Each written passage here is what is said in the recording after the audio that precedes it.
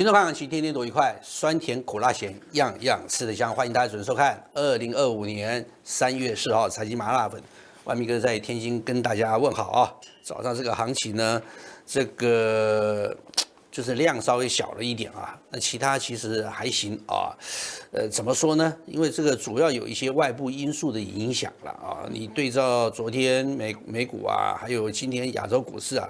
都不太好啊。原因是什么呢？关税的问题啊。那这个问题呢，其实这个蛮揪人心的啊。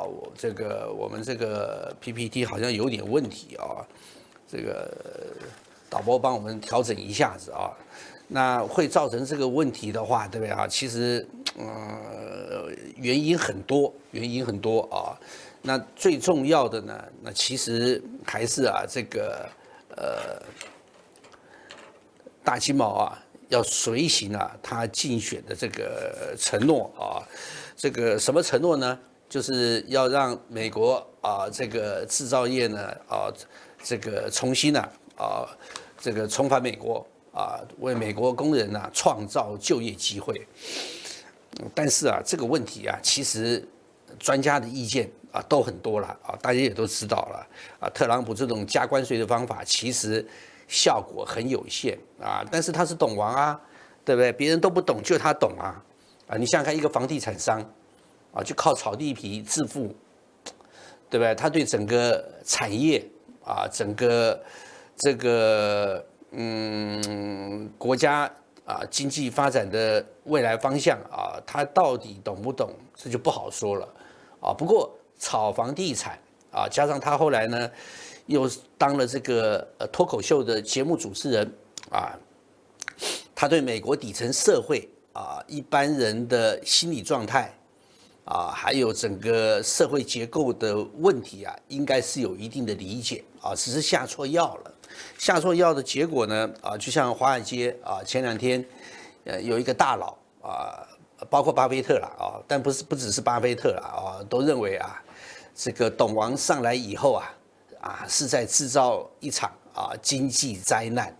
而且有意识的在制造一场经济灾难这个话就讲得很难听了但没办法他这个大权在手里头爱怎么干就怎么干我们今天呢就跟大家分享的第一条新闻就是大漂亮昨天宣布对咱们国家、对墨西哥、对加拿大同时课征关税那主要呢是这个大金毛他说hike 就是提高的意思，关税什么关税呢对于China再增加10%大家都知道，现在呢，这个中美之间这个大漂亮呢，已经这个对咱们实施了加征10%的这种关税障碍在这个10%之上呢，再加10%，那就是20%那当然呢大金毛还同时提到了加拿大和墨西哥也要对他们加关税每个各加25%那这个为什么会对这3个国家呢这个表面的理由是说呢这3个国家呢涉及到美国的芬太尼走私FENTANYL这芬太尼是什么呢？芬太尼是一种药品他认为呢这个美国芬太尼的泛滥就是这个3个国家所造成的这3个国家刚好都是美国最大的贸易伙伴墨西哥、加拿大、中国那怎么那么巧呢我们先看看芬太尼到底对美国造成什么样的危害万米哥在 PPT 做了个 PPT 的左边这个图有几条线左边我们看左边这条线有几个线其中呢最深的一条线就是棕红色这条线呢，对不对就是这个每一年因为使用芬太尼药品，对不对这个致死的人数到2024年的时候已经超过7万人。那其他呢还有哪些药品呢？还有海洛因骨科碱啊，还有呢鸦片啊这几个产品，这几个产品呢每年呢导致大漂亮超过10万人以上的人呢致死啊，其中芬太尼的影响最大啊。芬太尼是什么呢？芬太尼是一种类麻醉药剂。它的药效呢可以用来镇静，可以用来止痛啊。那药效呢比这个吗啡呢强100倍，比海洛因呢强40倍啊。那怎么会这个样子呢？那就是吸毒嘛就是吸毒啊。当然，美国那个药物泛滥，药物泛滥是好听啦那其实呢就是吸毒啦就是对毒品的依赖性毒瘾越来越多，越来越严重。就是变成一个巨大的社会问题那大家可以看经常有那个视频就有人跑到波士顿跑到旧金山跑到洛杉矶去拍那个什么吸毒一条街那每个人这个吸了毒以后呢，对不对跟行尸走肉一样，人不像人，气氛倒像鬼就是那个样子。有人说，那个是美国少部分的地方，多数的地方其实还是很好的，不要老是去播那个视频。不是播那个视频，那个视频其实只是反映了美国药物滥用的这个问题的一部分而已，一小部分。那个吸毒一条街背后隐含着这个国家社会滥用药物的一种情况的一种严重性万明哥在节目中经常讲过你到这个美国的那个 drug 那个杂货店那个便利店商店进去的话，哇，有一排这个有一大排的这个专区都是卖各种药品那个都是这个非处方性的药品里面呢都有含有各种的这种奇奇怪怪的物质当然呢也会有芬太尼也有人呢用这个合法掩护非法那非法贩毒的情况那更严重这个是变成一个普遍的现象你想看3亿多人口的国家，每年有超过10万人以上的，对不对吸毒或者药物泛滥致死就是有3%以上的人口死翘翘因为这个原因，你说严不严重？那当然严重当然严重那严重呢，对不对对不对？他自己不检讨，或者呢束手无策，因为吸毒的人太多了嘛，那你要抓也抓不完对不对？光致死的就占2%、3%，那你看看吸食的占了多少？至少10%吧，我给他保守的估计吧，对不对？有几千万人在那边吸毒上千万人在那边吸毒，你警察怎么抓呀？对不对？几千万人吸毒，那恐怕也有几十万人在那边贩毒你怎么抓？抓不完嘛。抓不完那怎么办呢？他就想，我从源头去管制谁这个芬太尼这种药从哪边进来把那个源头给掐住了他就发觉哎呀是加拿大，是墨西哥是这个熊猫这边进来的，这很奇怪一件事情如果芬太尼都是从这些地方进来的，那这些地方怎么没有药品泛滥的问题呢？对不对？他有没有反省这个事情？所以碰到这个美国以芬太尼非法进口到美国为由禁止这个对中国、墨西哥还有加拿大这个苛征惩罚性的关税这个道理是站不住的啦。当然了，我们可以这个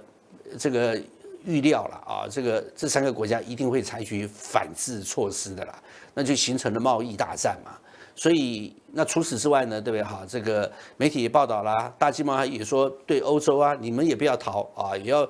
采取这种对等性的这种关税措施，对等贸易的这种关税措施，就是呢我买你多少东西，你就买我多少东西你们不能透过国际贸易呢占美国任何便宜，赚美国的钱。哪有这种道理的事情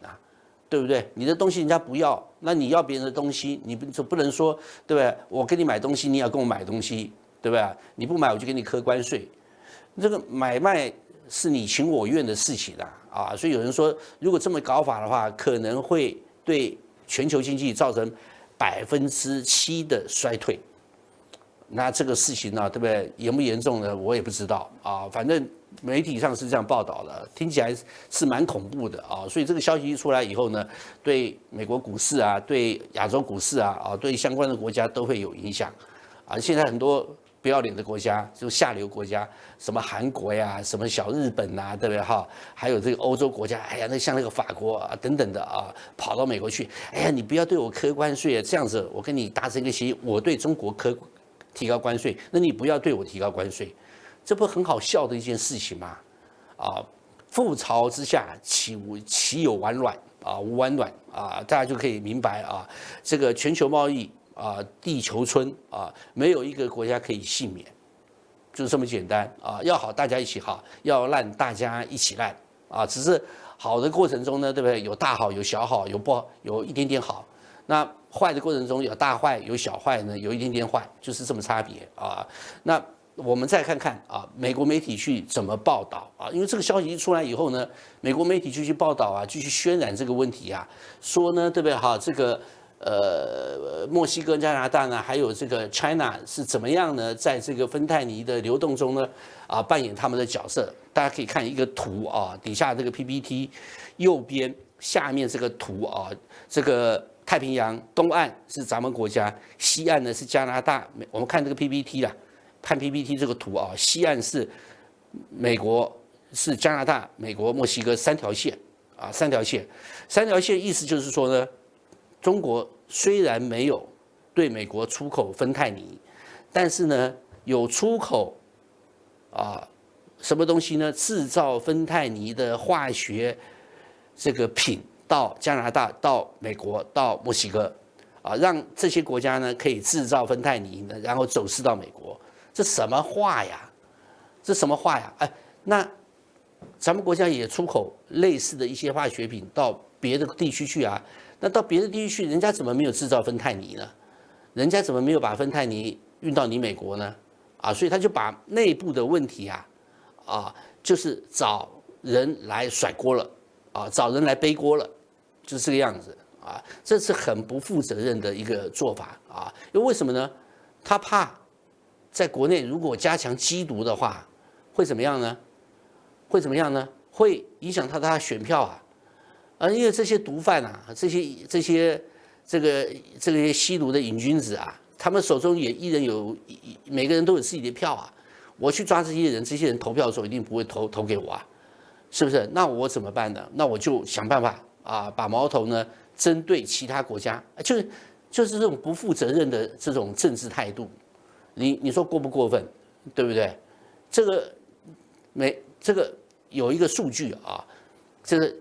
全世界美国占全世界人口不到5%，但是呢，它服用了全球80%以上的芬太尼，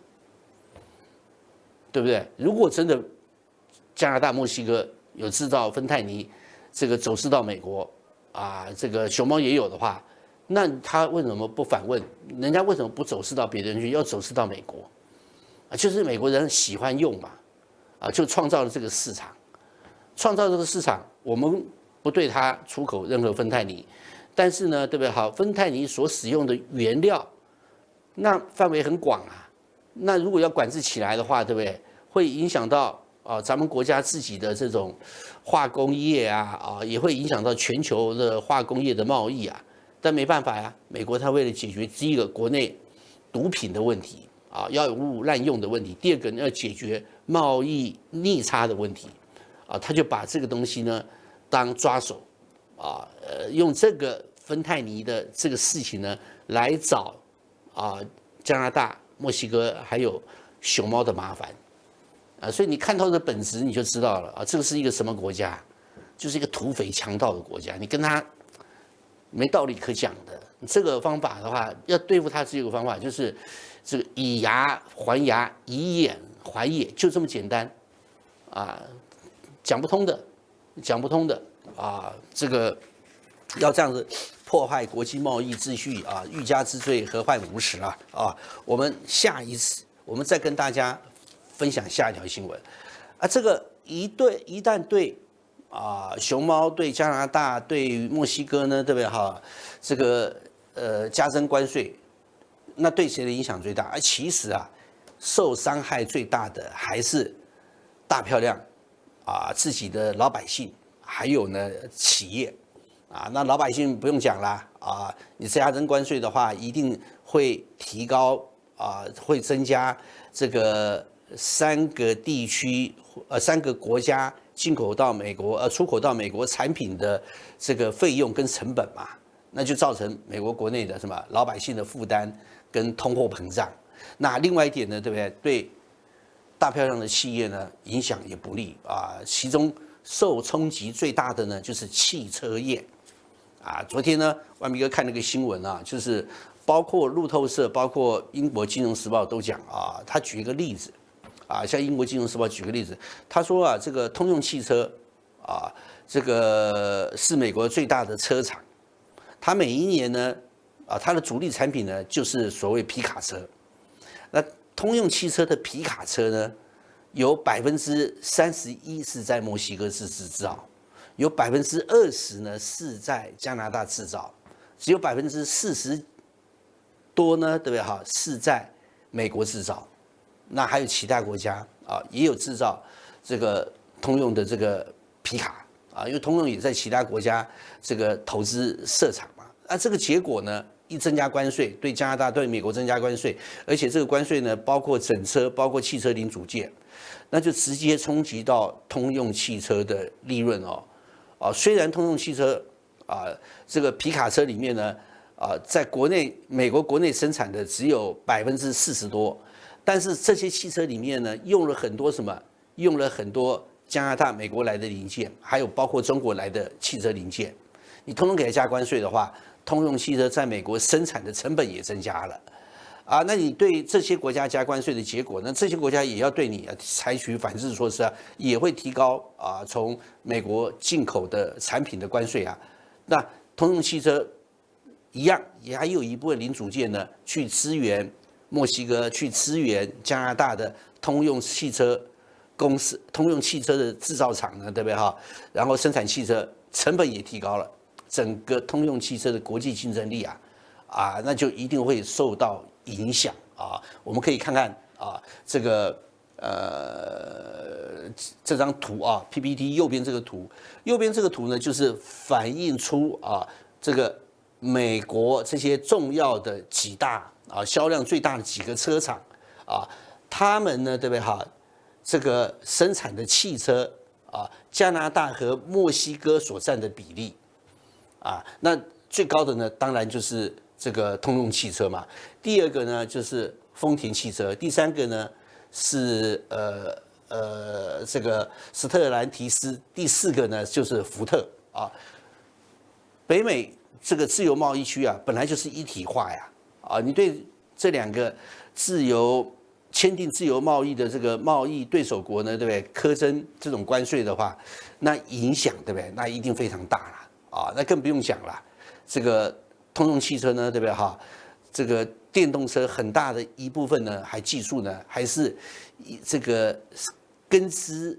在什么？根植在中国这个问题更大了。我们再看看这个福特汽车也有很大的麻烦福特汽车呢，这个过去几年在中国的市场表现不好，卖的不多甚至于出现亏损。但是呢，到2024年第四季，福特汽车在中国连续6个季赚钱。2024年一整年，福特汽车在中国赚了6亿美金。那福特汽车呢，对不对？全年的这个营收呢，获利呢，大概是60亿美金出头，也就是说，在中国的获利占福特汽车整体获利的10%。这个原因是什么原因呢？万明哥看过相关的报道，这是福特汽车在中国大概每一年有生产将近40万辆的汽车，其中18万辆是出口的。出口到哪边呢？出口到全世界各地，包括出口到美国。那大概有20万有20万出头呢，21、2万辆呢是在中国本地销售，而且它在中国所生产的汽车呢，大概呢可以这个归纳为3个特性。第一个，它不卖这个便宜的车啊。以前福特的这个 Focus 啊，在这个国内还蛮受欢迎的，后来卖的不好，那干脆就停产了啊。那个是属于福特车里面的车系里有稍微比较低价格比较便宜的车子，它都卖什么豪华车啊，像福特的林肯啊，几乎80%都是在中国制造，在中国销售，然后呢，一部分还回销到美国啊。这个福特的烈马啊，也是一样。主要呢都是在中国制造。好了，你这么一搞的话，对不对哈？福特汽车也受到影响了。所以呢，这个福特怎么搞呢？对不对哈？万明哥觉得这个麻烦很大啊，因为同款车型用的零组件呢，也大部分都是在美国生产的，也大部分都是从中国出口的啊，所以汽车这个行业啊，你的车厂的竞争力啊。很大一部分是取决于你全球布局全球供应链所形成的这个产业的生态圈你对这些你这个透过关税的结果呢，一定会破坏人家所建立供应链的平衡你要重新找到平衡点第一个可能要花很长的时间。第二个呢，能不能再建立新的平衡点找出一个这个成本最低，然后效率最高的这个供应链，那这个问题就很大了所以美国的车厂首当其冲所以大金毛昨天这么一宣布从这个3月4号开始呢，要对这3个国家加关税以后美股昨天也大跌了。当然美股可能偏高了，还在修正但是这个因素呢，你不能排除掉，而且大家可以看得出来昨天这个美元指数这个昨天晚上在美国市场跌得很凶到今天早盘的时候，在亚洲市场也在跌后来拉回来了，但基本上呢还是呈现一个弱势那这个情况之下呢，对不对这个股市还跌，那就很不妙了所以华尔街那些大佬讲说这个大鸡毛什么都懂什么都懂的人呢，就会造成一个有意创造一个经济灾难其实治国就是这样子。其实真正英明的领导人都是什么都不懂的，什么都不懂，而且不作为，无为而治。这些人呢，反而比较能把国家治理好最怕就是自以为什么都懂，其实都不懂，然后还喜欢呢，对不对这个发号施令，那就麻烦大了那就麻烦大你看看历史上所有的昏君几乎都是这个样子什么都不懂，还自以为很懂那搅乱这个一池春水那大家都对大家都没好处那接下来呢，跟大家再分享下一条新闻。下一条新闻这个马斯克犯难了因为呢，他这个执掌美国这个 DOJ 这个效率部对不对这个对美国联邦政府这个精简人事缩减预算这个解决财政赤字，的确可以看得出有一定的成效但是呢，也得罪了很多人而且呢，他还喜欢呢，对不对对其他国家的内政发表自己的意见他以前呢，他是一个企业家就算了现在呢，他还有美国大漂亮半官方的身份为什么讲半官方呢？因为他是这个大鸡毛底下这个最倚重的左右手，但是呢，他没有实际的职务他不是说他是美国效率部长吗？其实这个美国新的效率部的部长还真的不是他，是另有其人只是别人是挂名，那他是实际在做事情的人那这个结果呢，得罪了很多人，那很多人没地方出气怎么办呢？就把气出在特斯拉的汽车之上，还有特斯拉股票之上所以呢，那些被这个马斯克啊，效率部开除的联邦官员呢，对不对？哈，就到处啊去这个煽风点火啊，到这个特斯拉的门市啊去抗议，叫大家呢卖掉特斯拉的股票，卖掉特斯拉的汽车。啊，这个当然对于特斯拉投资人来讲伤害很大啊，伤害很大。我们可以看得出来啊，你们看这个标题哦，啊，这个马斯克呢面临着巨大的这种抗议，因为呢他什么 embrace of right wing 啊，因为他跟右派啊，这个西方的政治喜欢分左派右派啊，这个左派是自由派，右派是保守派啊，意思说他跟保守派啊。这个拥抱在一起的结果呢，对不对？哈，特斯拉的股票和汽车就遭殃了啊！你看，这有人举的啊，黑色的大漂亮的星条旗啊，黑色的旗子哦啊，到特斯拉总部啊聚众抗议啊，这很麻烦了啊！那不但是这样子呢，而且呢啊，跨国串联啊，你喜欢去批评法国的内政，批评英国的内政，批评欧洲的时政。那欧洲，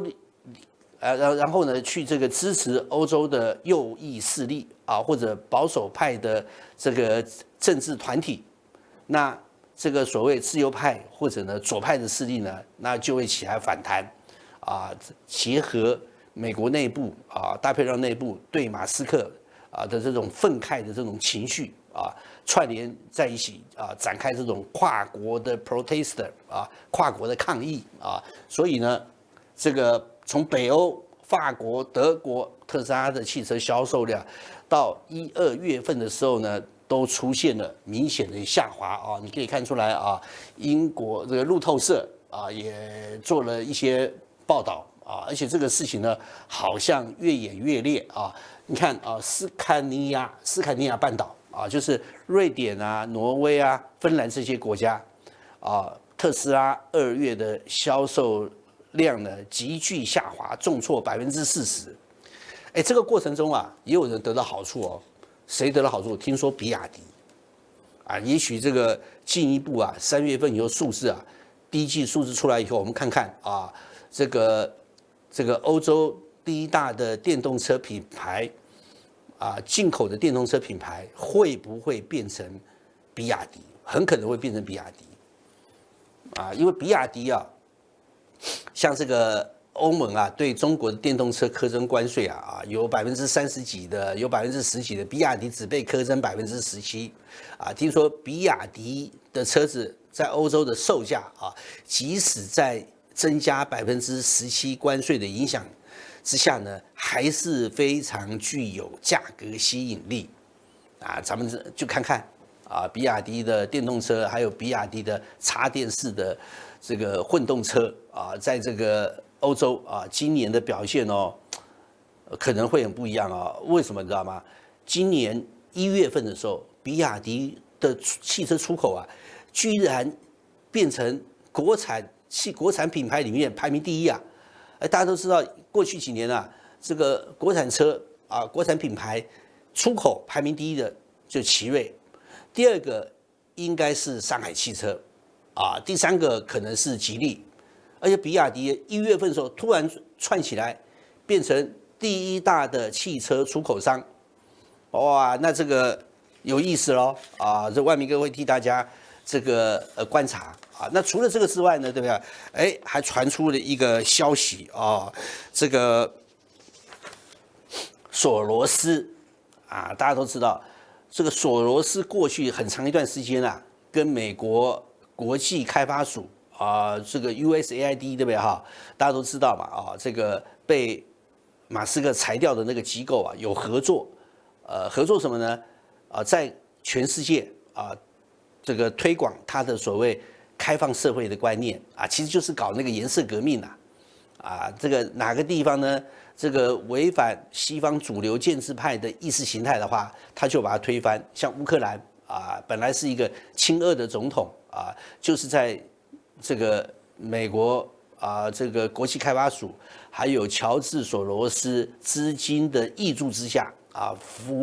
这个支持当地的非政府组织啊，进行反保守派政党，还有这个政府的政治运动，就是所谓的搞颜色革命那这个过去几年呢，对不对哈？这个兴风作浪但是马斯克出来后，意识形态、政治理念上明显的跟这个美国开发总署还有索罗斯所要灌输的价值观是南辕北辙。所以呢，他们两个人呢，从美国内部呢斗到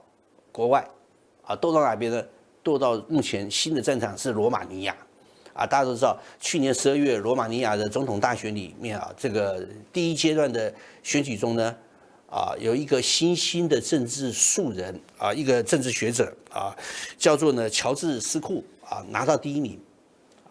结果呢，得票率最高的情况之下呢，被罗马尼亚政府呢非法逮捕，要剥夺他总统竞选人的资格这个事情当然引起了很多人的这种抗议包括他们国内的内部还有这个马斯克对不对都反对这个事情都做了严厉的批评。那马斯克很厉害因为他在全世界他都有这个粉丝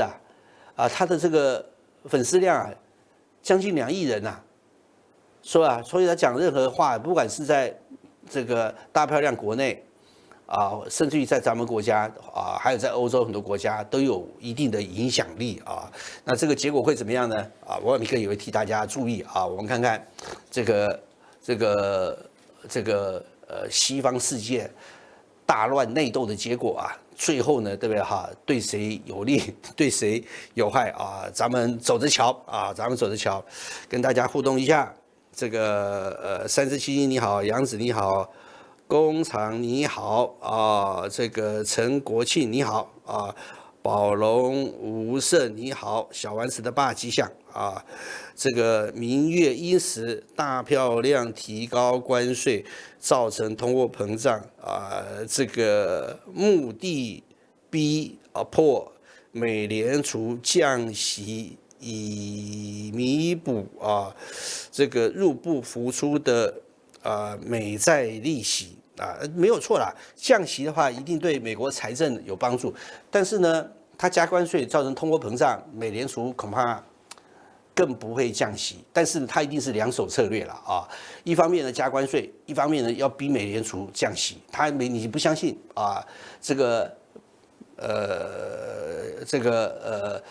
这个恐吓完这些贸易对手国之后呢，接下来他就把目标针对国内联准会逃不掉的一定天天逼他，你给我降关税，不是你给我降利息，降息到那个时候，那就有好戏看了再跟大家分享下一条新闻今天我们要把这个关注的重点放在非洲中非跟这个中非一带大家都知道这个刚果金最近几个月都不太这个太平主要它的东部地区呢，对不对遭到这个反政府组织 M23的这个占领。那 M23背后呢有这个旁边有个小国卢旺达，这个大家都知道那个卢旺达那个国家就1100万人口，刚果金人口超过1亿这个刚果金是一个200多万平方公里这个国土的国家卢旺达只有2.3万平方公里结果呢，刚果金的政府呢还居然打不过这个卢旺达支持的 M23反政府的武装势力这个事情呢，在西方觉得很不可思议。昨天路透社不能讲昨天，今天路透社刊了一个新闻他这个提到刚果的军队怎么样呢？因为打败以后呢，部队溃败。那昨天刚果政府在金沙加开了一个军事法庭把这个战败、逃跑或者违反纪律的这个军人呢拿到法庭上去审判这个国际的媒体到那边去看这个发觉这些接受审判的这些刚果士兵这个你看目光呆滞木讷然后呢军容不整然后从这个起诉的内容就可以发觉这个刚果的军队对不对哈？因为腐败，因为低薪，因为欠饷造成呢这个在跟 M23他特别还讲到那个英文写卢旺达贝就是支持的 M23的作战之中丧失了大量的土地，而且是从来不曾丧失过这么大的土地因为大家都知道，刚果东部的冲突从上个世纪90年代一直延续到20世纪初这个卢旺达大屠杀，然后呢中非这个大战这个卢旺达跟刚果这个之间的这个战争呢，引发了全周围8、9个国家一起参加最后呢，这个卢旺达这个虽然这个挫败了他这个厉害的时候一度攻陷过这个刚果金的首都金夏沙但是呢，经过20年深具教训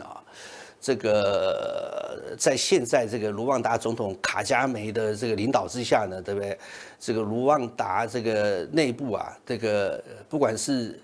治理或者军事力量或者经济都焕然一新特别是那个军队的作战能力那个特别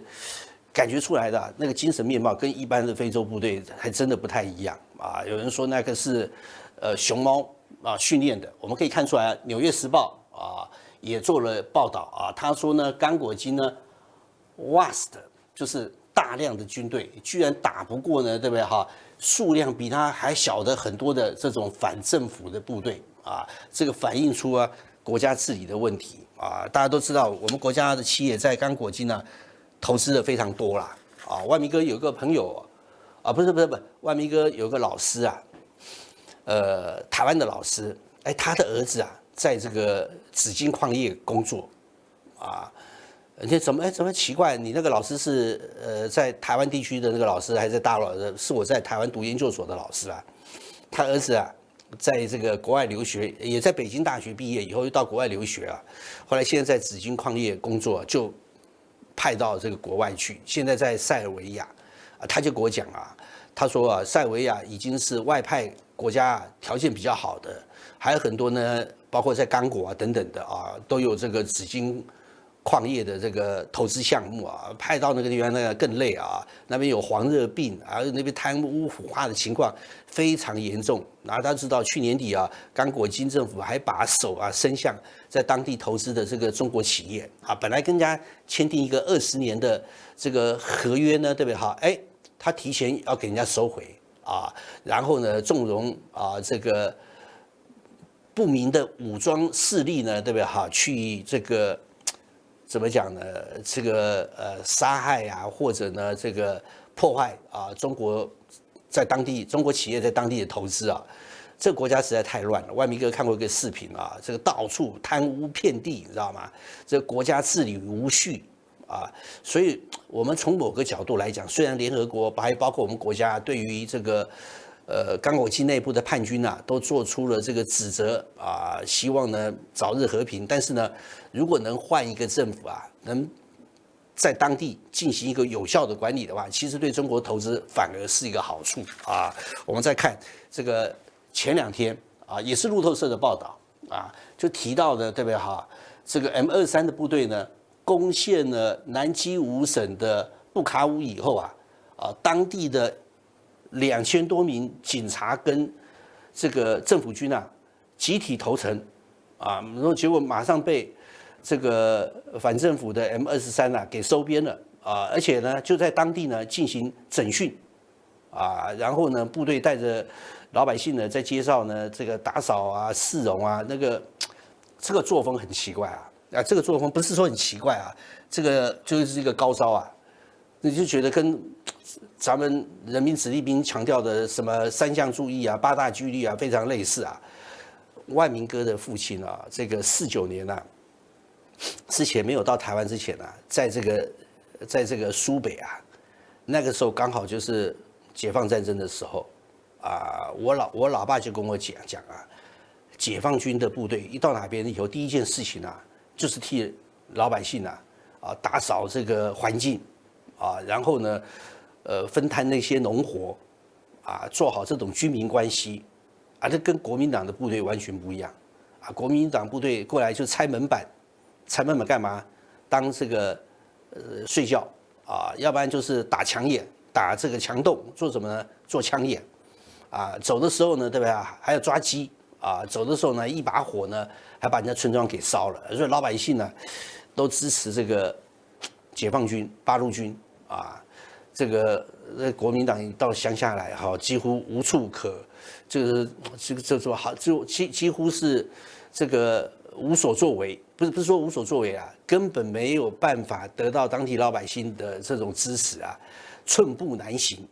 啊，所以你可以看解放战争啊，这个从东北打到关内，打到这个淮南啊，然后再跨过长江。啊，国民党部队2年多啊，就兵败如山倒，啊，兵败如山倒。那你就知道部队的纪律会怎么样啊？你可以发觉啊，卢旺达支持的 M23居然也有这种作风啊，很不一样啊，跟以前非洲的部队不一样啊。反过来，刚果金的溃兵呢，到处抢劫、强奸啊，这个侵犯老百姓，跟当年国民党的那个部队有什么差别？啊，所以你就不难看得出来啊，现在这个刚果金的形势啊，这一次啊，这个 M23组织卷土重来啊，可能已经有这个能力啊，在当地建立永久性的稳定统治了。那这个时候啊，整个非洲的局势会面临重组的情况啊，到底会怎么样？我们有机会呢，再跟大家分享。今天呢，到这边，明天同一时间见。记得点我们的关注啊，因为这2天呢，平台马上就要换换直播间了啊，希望大家能够给我们继续支持鼓励啊，我们明天见，拜拜。